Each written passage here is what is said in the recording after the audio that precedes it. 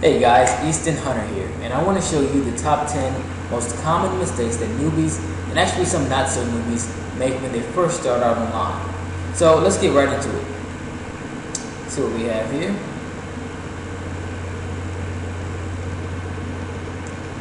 Alright, so the internet marketing mistakes top 10 list with a little help from our friend Dave here.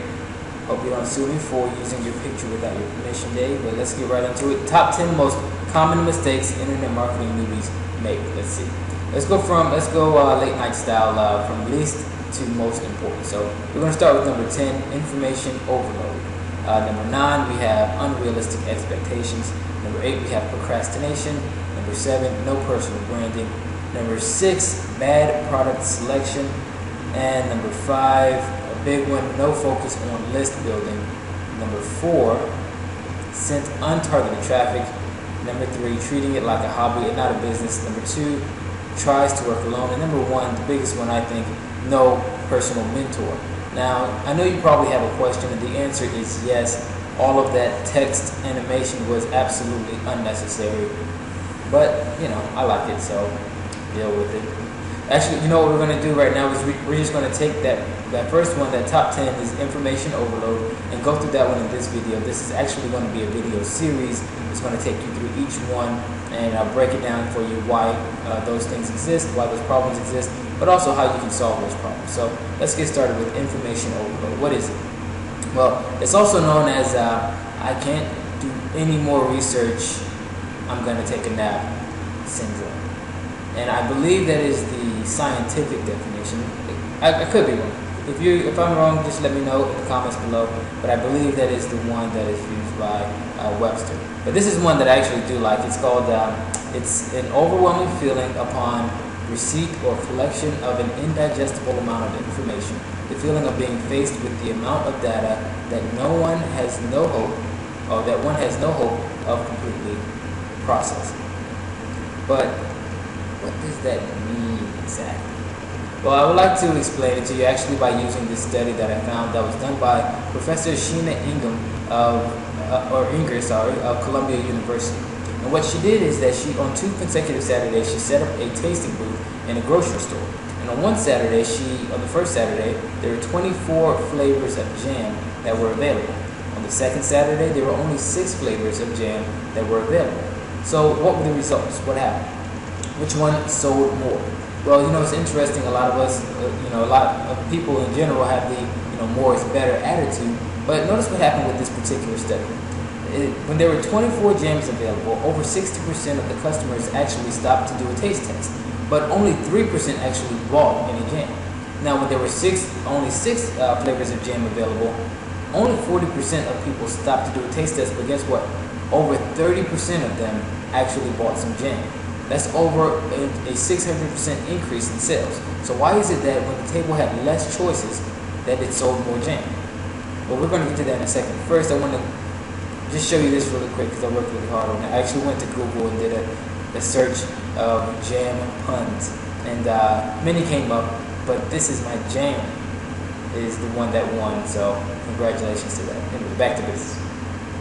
The main reason that happens, the main reason why when there are more choices available to us that we actually make less of a choice is because of fear, really.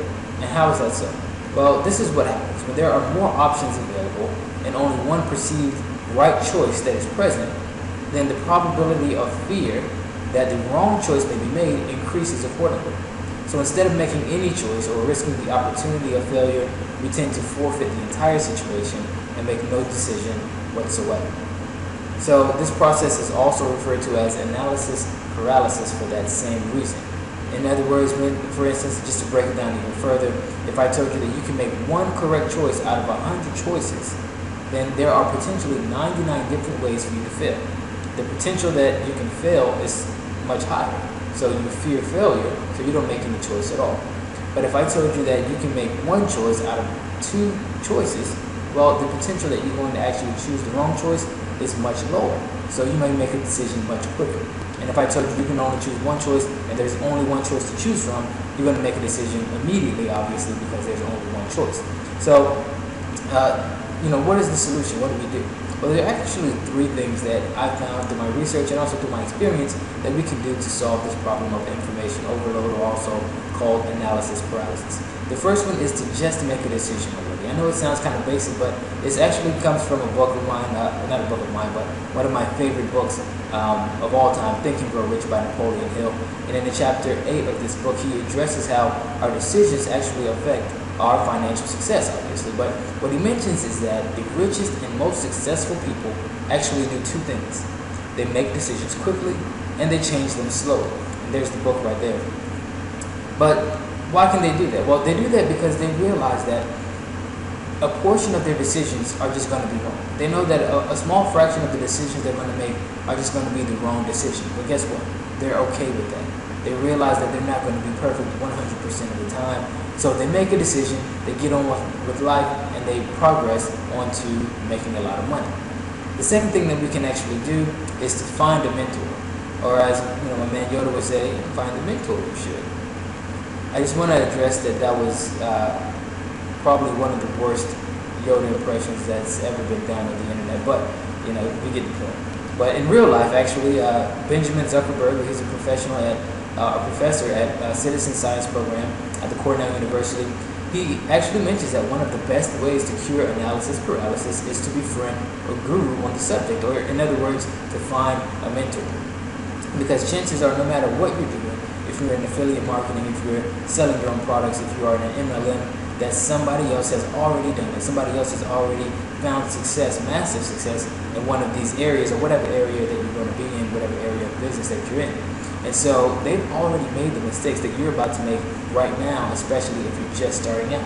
So instead of trying to rack your brain, trying to figure out exactly what decision to make in the hundreds or even thousands of different choices that are present, just find someone who's done it, find someone who's done it well, and then just ask them for their direction, and ask them to help you out, to kind of guide you away from the bad choices, and that will whittle down all of your choices to only the good ones that you can have there. So the third and the final one, again, it sounds basic, but it's really just to focus. Just to focus on what you're doing right now. And this comes from one of, actually my mentor, Vic Strides, who's one of the most successful online marketers out there today. He's the founder of Big Idea Mastermind, which is a team morning power network. And what he mentioned is that, and I agree with wholeheartedly, is that there's a very dangerous disease that is really infiltrating our community as online marketers today. And what is that? Well, it's called the shiny ball syndrome. When it's, every time something new comes out, almost daily, there's a new launch or there's a new, product line that, as a marketer, a lot of marketers jump on every new thing that comes out. And so they become okay at a lot of different things, but they never become great at one thing. And what he mentioned is that if you jump on everything when it comes out and you don't focus on one thing, you're going to be mediocre at a lot of things. But if you really want success, if you really want to make a great income line, all you have to do is be great at just one thing.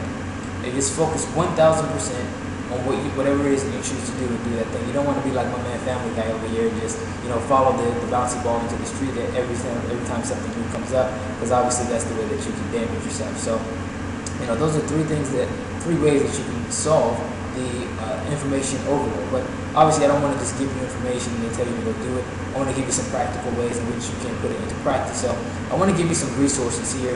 If you're watching this on my blog, you can actually go up to the free resources tab, and you can download for free the ebook Think and Grow Rich. And if you haven't read that, a lot of people watching may have read it. It's a very famous book. It's been out since the 20s. So if you haven't read it though, you really need to go ahead and read that if you're an entrepreneur of any type. That'll really put some principles in place for you to start to make some real breakthroughs. And like I said, if you're watching this on YouTube, you can always go to www.eastonhunter.com and just go to the free resources tab. Go ahead and sign up for the newsletter, and then you can download the book, and it'll be sent directly to your email as well. And also, as far as finding a mentor, obviously it can be difficult sometimes, and I forgot one of my end quotes and what to look for in a mentor. But actually, if you go to my blog, the same place there's a tab there that says coaching. And if you click on the coaching tab, there's a list of things that you need to look for as you're looking for a mentor online, because there's a lot of the blind leading the blind type situations going on today on the internet. Somebody who just started a week ago can't tell you what to do, to avoid, because they've just started themselves. So You can go there and look at some of the things that you need to look for whenever you're looking for a mentor in any type of entrepreneurship, whether it's online or not. But those are two great resources that you guys can go to look to try to solve this problem of information overload. Now, again, I mentioned this is the first video in a series of videos of the top 10 mistakes that the internet marketing newbies make. So the next video is going to be talking about something very interesting, and it's going to be talking about or discussing our unrealistic expectations of people when they first start out online, and how you can fix that problem and move on to have actual success. So if you have any comments, I would love to hear from you. If you agree with what I said, if you don't agree, just leave it in the comment below, and I'll obviously reply to you guys, and I'd love to hear what you have to say. But either way, I look forward to seeing you in the second video. Take care.